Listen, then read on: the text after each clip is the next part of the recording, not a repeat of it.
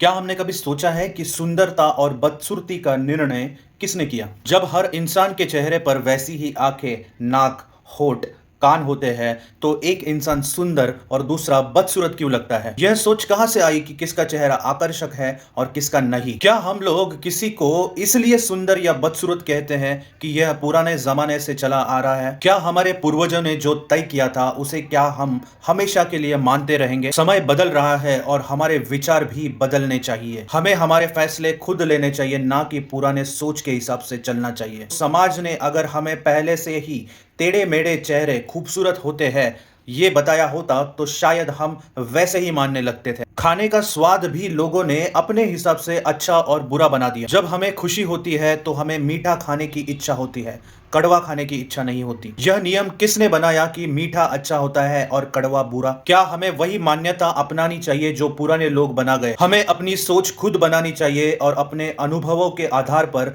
कोई भी चीज पसंद या नापसंद करनी चाहिए। क्या हमने कभी ऐसा सोचा कि जो रंग हमें दिखाई दे रहा है वो रंग वैसे ही किसी और को भी दिखाई दे रहा होगा? हो सकता है कि जो रंग मुझे लाल नजर आता हो वो किसी और को नीला नजर आता हो, लेकिन वो उस नीले रंग को लाल कहता हो। यह संभव है कि हर व्यक्ति अपने तरीके से रंग देखता हो, लेकिन हमने इस पर कभी सवाल नहीं उठाए। हम यही मानकर चलते हैं कि जो हमें दिखता है वैसे ही सबको नजर आता होगा। लेकिन अगर हर व्यक्ति की दृष्टि अलग है तो क्या हर व्यक्ति को अलग रंग नजर नहीं आता होगा? आवाजों का भी कुछ ऐसा ही हाल है। मेरी आवाज जैसे मुझे सुनाई दे रही हो वैसा जरूरी नहीं कि आपको भी सुनाई दे रही होगी। हर व्यक्ति की सुनने की क्षमता अलग होती है, लेकिन हम इसे सामान्य मानकर चल रहे हैं। क्या आपने कभी गौर किया है कि जब आप अपनी खुद की आवाज रिकॉर्ड करके सुनते हो तो वो अलग सुनाई देती है? इसका मतलब यह हुआ कि हमें खुद की ही आवाज अलग तरीके से सुनाई देती हो। जिस तरह एक आवाज हर अलग व्यक्ति को अलग अलग सुनाई देती हो,